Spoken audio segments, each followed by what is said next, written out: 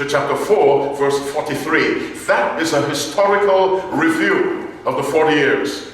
God's repeated deliverances and the places where those deliverances occurred. And Moses urges them, obey God and avoid idolatry. That's a summary of Deuteronomy 1, verse 1 to chapter 4, verse 43. The second section begins in chapter 4, verse 44 and goes all the way down to chapter 26, verse 19. That's a huge section. And that section covers moral and civil statutes. But that large section from chapter 4, verse 44 to chapter 26, verse 19 can itself be broken down into two subsections, chapters 5 through 11 and 12 through 26. Let's leave 5 to 11 for a while. Let's look at 12 through 26. In this section, or this subsection, Moses is stressing the statutes that govern worship, purity, tithe, priests, prophets, kings, the 3 annual feasts, how to prepare for war, and of course the private and social lives of the people. That is from chapter 12 to 26. Now chapters 5 to 11 focus exclusively on an exposition, an enlargement, an explanation of what? Take a good guess. The 10 Commandments. Moses, first of all, repeats them in chapter 5. And then he explains, he goes into this exposition all the way down to chapter 11. I repeat, this section of Deuteronomy, chapters 5 through 11, are an exposition. He is stressing, trying to make clear what God meant by those 10 precepts. Now, it is from this section that Jesus Christ got his 3 responses to Satan.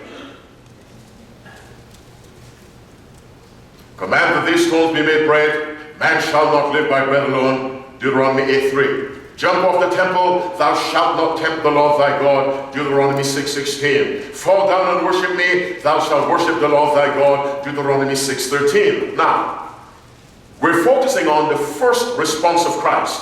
It is written, man shall not live by bread alone, but by every word that proceedeth out of the mouth of God. Let us look at God speaking directly words out of his mouth. And let's see which situation fits the words of Jesus Christ. Let's stay in the book of Matthew. Let's look at chapter 3, verses 16 and 17. Our subject is, how are you living? And it's based on the words of Christ, man shall not live by bread alone, but by every word that proceedeth out of the mouth of God. Let's look at an incident where God spoke audibly. Words literally proceeded out of his mouth.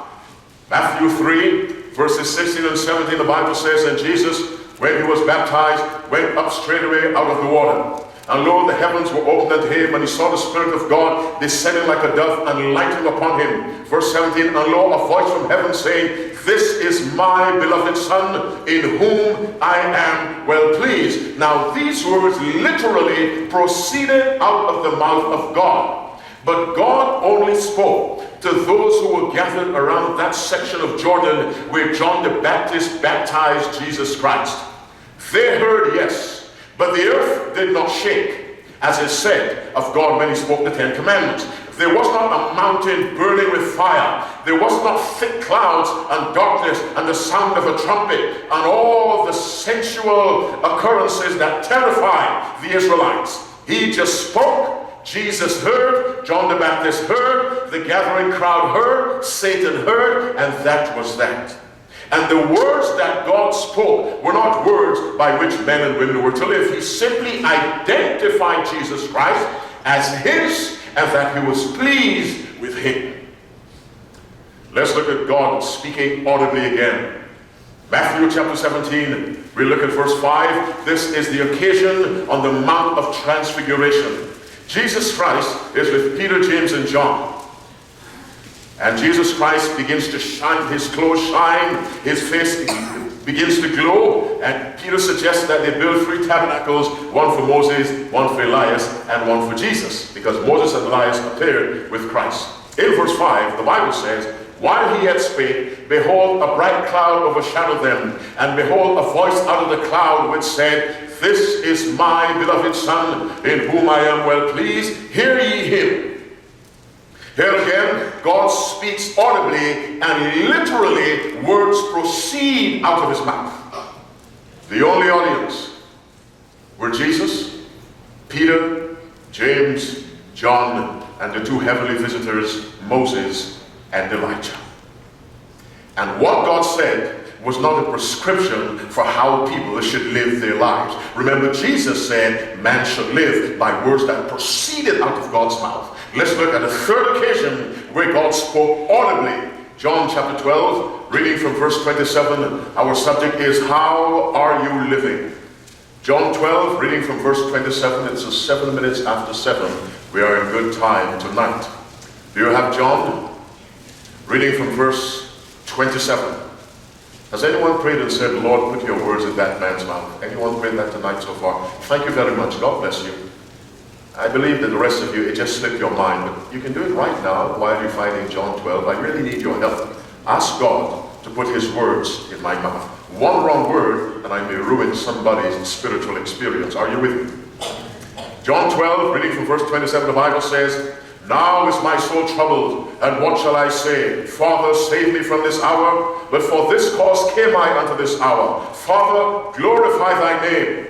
Verse 28, then came there a voice from heaven saying, I have both glorified it and will glorify it again. Here the Father spoke from heaven audibly, and those who stood by, they heard it. But this was not God instructing mankind about how they should live. So we cannot use that, the words that proceeded from God's mouth on that occasion, to say this is the way we should live. So when Jesus says, man shall not live by bread alone, but by every word, what occasion when God spoke publicly was Jesus referring to? And we get a clue from the fact that all of the responses of Jesus Christ came from a certain section of Deuteronomy, and it is the section dealing with the 10 Commandments. Now let's go to God speaking audibly on another occasion. Exodus chapter 19. We shall read from verse 10. Our subject is, how are you living?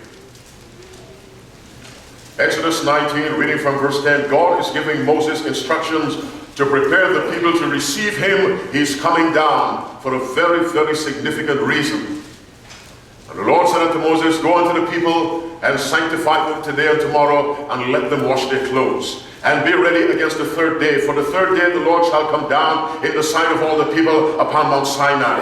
That's Exodus 19, 10 and 11. Let's skip to 16. And it came to pass on the 3rd day in the morning, that there were thunders and lightnings, and a thick cloud upon the mount, and the voice of the trumpet exceeding loud, so that all the people that were in the camp trembled.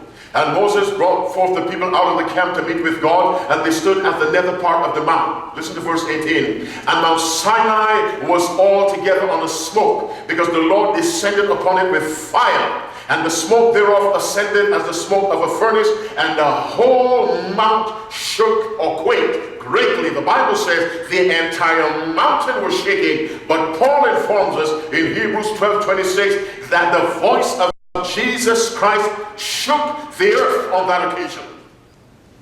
Amen. It was the only time that God spoke, and he spoke the entire, or he spoke to the entire Israelite nation, and they heard him at the same time. On all other occasions, God spoke to Moses, and Moses informed the Israelites. But on this occasion, God spoke to the entire assembly. And when he uttered his voice, the Bible says the whole earth shook.